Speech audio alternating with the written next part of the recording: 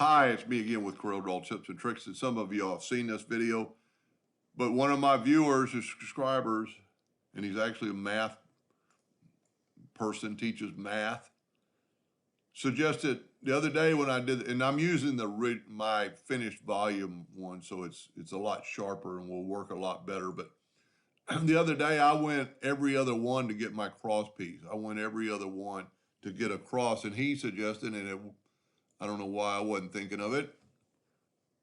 Take your 2-point line and go from, and now I'm having it easy because it's going from node to node because I've got a vector item anyway.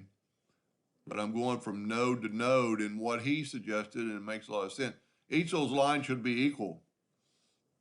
Then if you take another 2-point line, it'll snap to the midpoint and then go to that center one. That'll, see it says edge, midpoint. Edge, midpoint. When you get on that midpoint, go to that other direction. Midpoint. Go to the other direction. One more. Midpoint, down to there. That, they all meet, so they're perfect. Now bring in an indexing line, and it should snap to the intersection of those. Bring another indexing line, and it should snap to the intersection of those.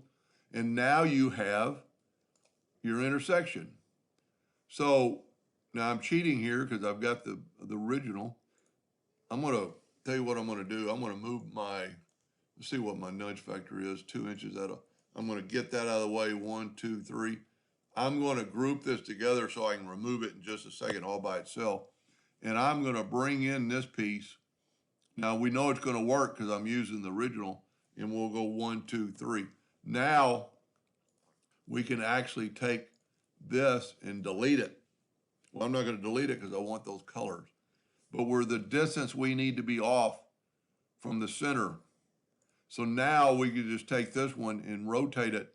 Now, the other day I used the transformation docker. You don't have to. I could Control D and make a duplicate and rotate it 72 degrees. Control D, Control D, Control D. And then just go inside there. You know, when you're not touching everything, it'll just delete what you're touching. And then, of course, just fill that in with your original colors, and you could use two things. You could use the color eyedropper to get a sample. Sometimes it's a little bit more tricky than the Smart Fill tool because you've got to get that bucket inside there. You can see a no sign. You know, you can see, I could actually make the lines red. I'm not going to do that. The Smart Fill tool might be the better way to go on this. And just go and get your eyedropper, get that green, and then you've got to click. You've got two edges. Eyedropper, yellow, eyedropper, orange, eyedropper, blue. And voila, you have the same thing. Now to make it look better, I would select it all and then right click, no outline.